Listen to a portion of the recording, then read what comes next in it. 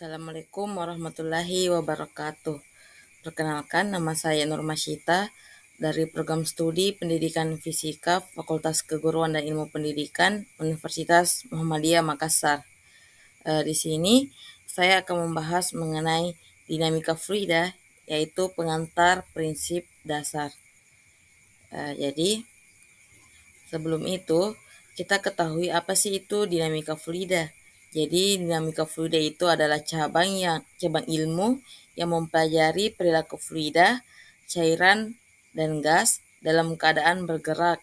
Nah, bidang ini sangat fundamental dalam berbagai disiplin ilmu teknik, mulai dari rekayasa dirgantara yang mempelajari mengenai aerodinamika pesawat terbang, teknik sipil yaitu aliran air di sungai dan pipa, hingga teknik mesin atau sistem hidrolik dan termal.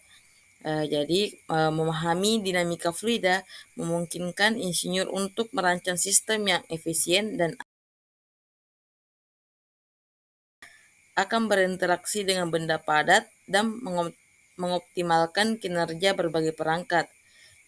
Nah, membahas prinsip dasar dinamika, di sini saya akan membahas dimulai dari definisi dan klarifikasi fluida, penerapan hukum Newton kedua, persamaan momentum pada fluida, dan pengenalan volume atur.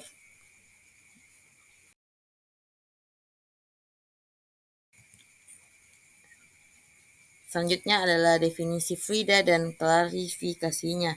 Jadi sebelum mempelajari dinamika fluida, penting untuk meninjau kembali prinsip-prinsip dasar mekanika yang menjadi pondasinya. Nah, prinsip-prinsip ini berlaku universal baik untuk benda padat maupun fluida. Jadi sebelum itu kita ketahui apa sih itu fluida. Nah, jadi fluida itu adalah zat yang secara kontinu berubah bentuk atau mengalir di bawah pengaruh tegangan geser, tidak peduli seberapa kecil tegangannya tegangan tersebut. Nah, ini membedakannya dari padatan yang hanya mengalami deformasi terbatas. Nah, adapun klarifikasinya itu adalah cairan, yang dimana cairan adalah fluida yang memiliki volume tetap dan membentuk permukaan bebas. Meskipun bentuknya dapat berubah sesuai wadah, volumenya tidak mudah dikonversi. Nah, contohnya adalah air dan minyak. Selanjutnya adalah gas. Nah, fluida yang tidak memiliki volume tetap dan akan mengembang untuk mengisi seluruh volume wadah tempatnya berada. Gas sangat mudah dikonversi. Nah, contohnya adalah udara dan uap.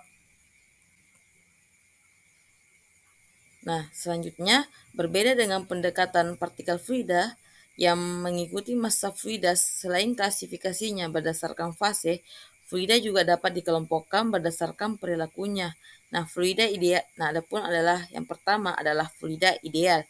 Nah, fluida ideal adalah idealisasi tanpa viskositas dan tidak dapat dikonversi dan sering digunakan untuk menyederhanakan analisis awal. Nah, sementara itu fluida nyata. Nah, fluida nyata itu memiliki viskositas dan tergantung kondisinya dan dapat bersifat konversibel. Perilaku aliran juga penting. Adapun yang dikatakan mengenai aliran laminar yang dirincikan oleh gerakan fluida yang tak teratur dan berlapis. Sedangkan ada juga yang dikatakan dengan aliran turbulen yang adalah aliran yang tidak teratur dan kacau dengan pusaran dan percampuran yang signifikan.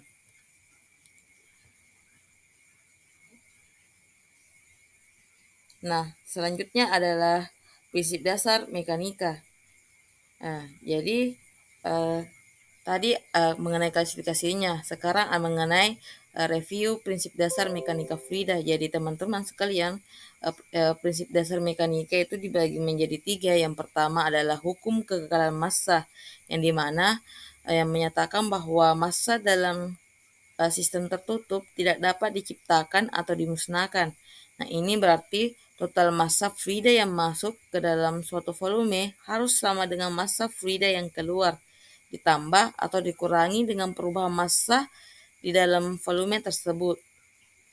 Selanjutnya adalah hukum kekekalan momentum, yang dimana dikenal juga sebagai hukum Newton kedua, yang menyatakan bahwa gaya bersih yang bekerja pada suatu sistem sama dengan laju perubahan momentum sistem tersebut. Nah, dalam fluida ini berarti gaya yang bekerja pada volume fluida tertentu akan menyebabkan perubahan momentumnya. Yang ketiga adalah hukum kekekalan energi yang menyatakan bahwa energi itu tidak dapat diciptakan atau dimusnahkan, hanya dapat berubah bentuk. Dalam dinamika fluida ini mengacu pada konversi antara energi kinetik, potensial, dan internal fluida, dan serta transfer panas dan kerja.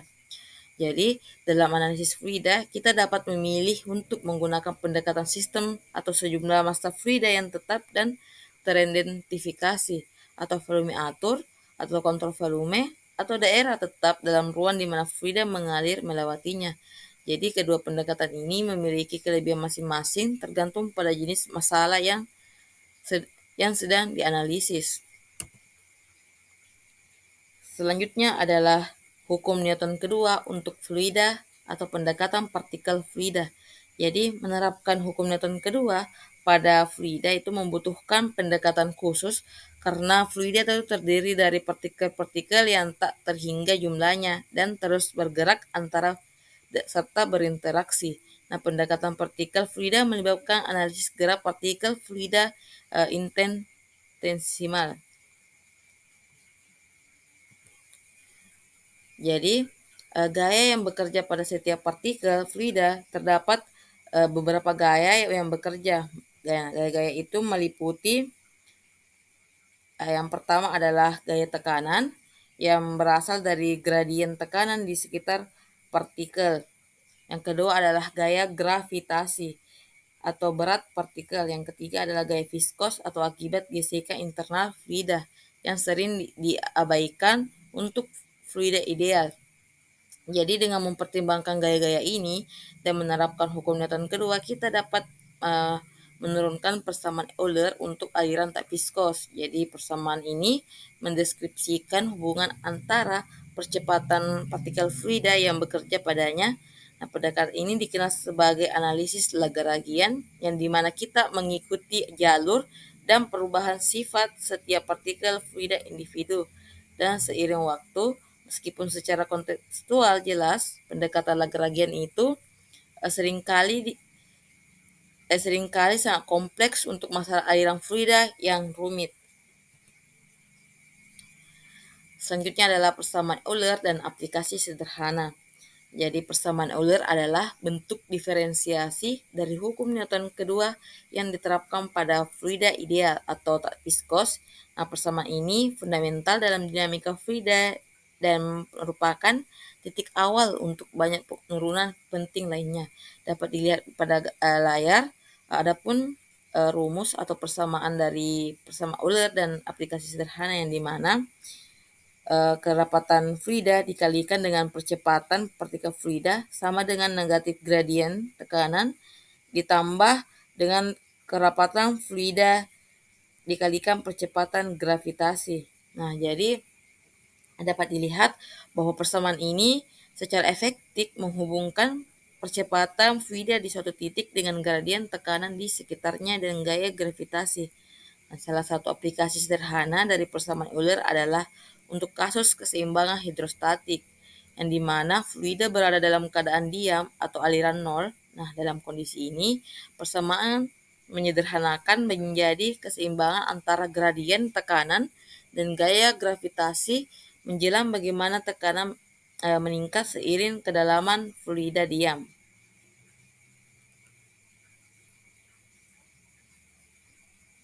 Selanjutnya adalah pendekatan volume atur atau kontrol volume. Jadi perlu diingat, berbeda dengan pendekatan partikel fluida atau Lagrangian yang mengikuti massa fluida tertentu. Jadi pendekatan volume atur atau kontrol volume atau disingkat CF adalah pendekatan Eulerian. Nah, dalam pendekatan Eulerian ini kita fokus pada perubahan properti fluida di titik atau wilayah tetap dalam ruang, bukan melacak partikel individu. Nah, ini sangat berguna untuk analisis sistem aliran di mana fluida terus-menerus masuk dan keluar dari suatu daerah. Jadi, Sebelum itu kita ketahui apa sih itu volume atur. Jadi volume atur itu adalah wilayah yang didefinisikan secara arbiter dalam ruang di mana analisis dilakukan.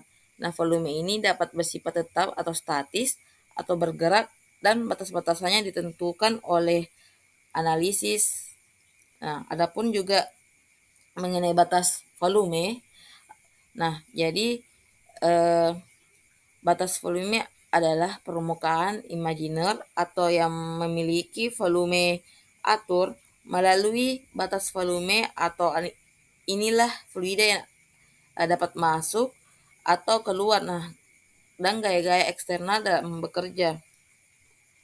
Jadi keuntungan utama dari pendekatan volume atur adalah kemampuannya itu untuk menganalisis sistem aliran kompleks tanpa harus melacak setiap partikel fluida secara individu. Nah, ini memungkinkan kita untuk menerapkan prinsip-prinsip konservasi atau massa, momentum, dan energi dalam bentuk integral yang seringkali lebih praktis untuk aplikasi rekayasa.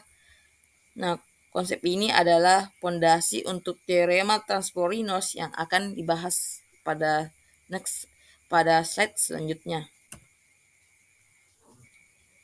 Selanjutnya adalah teorema Transporinos atau Reynolds Transport Theorem yang disingkat RTT. Nah, ini merupakan jembatan fundamental antara formasi Lagrangian atau sistem dan Eulerian atau volume atur.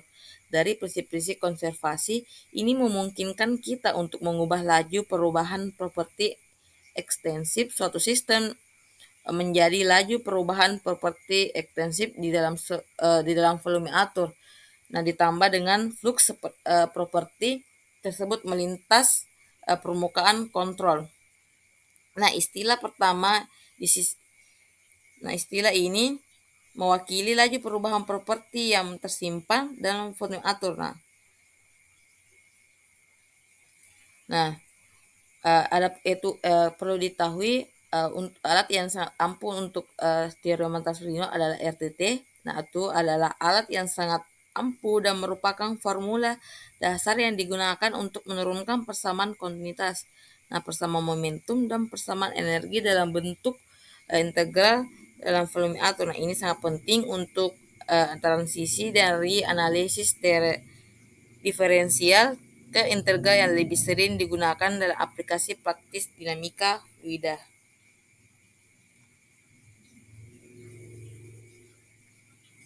Selanjutnya adalah persamaan kontinuitas atau kekalahan massa pada volume atur. Jadi persamaan kontinuitas adalah ekspresi dari prinsip kekalahan massa yang diterapkan pada volume atur dengan menerapkan teorema Transporinos untuk massa.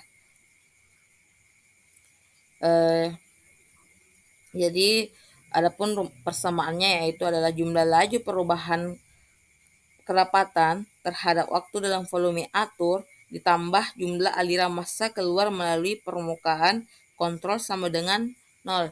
Jadi persamaan ini menyatakan bahwa laju perubahan massa di dalam volume atur ditambah dengan laju bersih aliran massa keluar dari volume atur harus sama dengan 0. Nah, dengan kata lain, massa tidak dapat diciptakan atau dimusnahkan.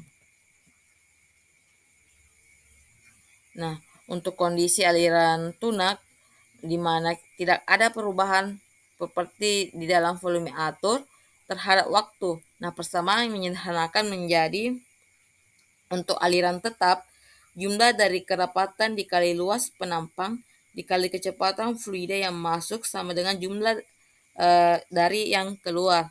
Jadi ini berarti bahwa total laju massa fluida yang masuk ke volume atur harus sama dengan total laju massa fluida yang keluar dan volume atur. Nah, ini adalah prinsip fundamental untuk menganalisis aliran melalui sistem seperti pipa, saluran, atau nozzle. Nah, sebagian contoh ketika fluida yang mengalir melalui pipa yang penampangnya lalu massa harus tetap konstan. Jika luas penampang mengecil, kecepatan aliran fluida harus meningkat untuk menjaga kekalahan massanya.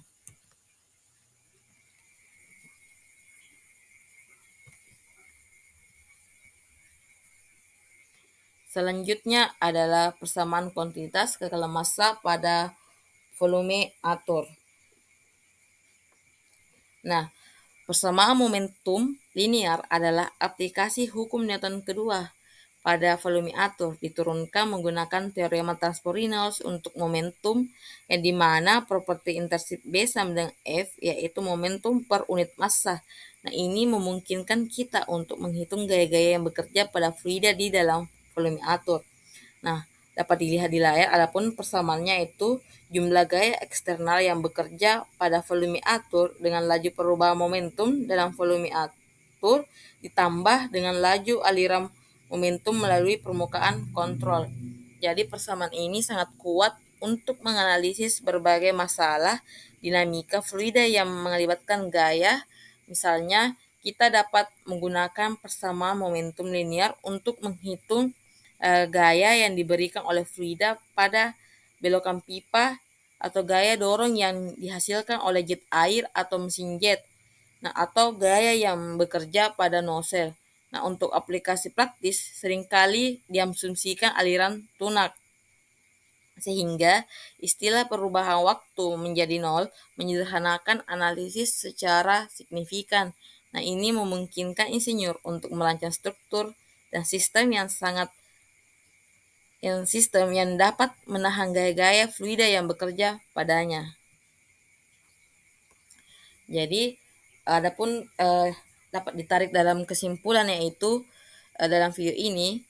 Nah, jadi prinsip-prinsip yang dibahas dalam video kali ini adalah hukum kekalahan massa dan momentum, persamaan Euler dan konsep volume atur dan teorema transport Reynolds.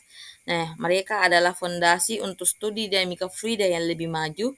Nah, ini membuka pintu untuk memahami topik-topik kompleks seperti kekalahan energi, aliran turbulen, aliran kompresibel, dan interaksi fluid struktur yang semuanya krusial dalam inovasi rekayasa modern.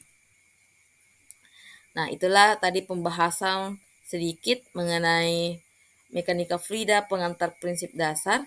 Jika ada kata-kata yang salah mohon dimaafkan. Hanya ini yang dapat saya berikan. Saya ucapkan terima kasih dan saya akhiri dengan kata-kata billahi fi sabilil haq fastabiqul khairat. Wassalamualaikum warahmatullahi wabarakatuh.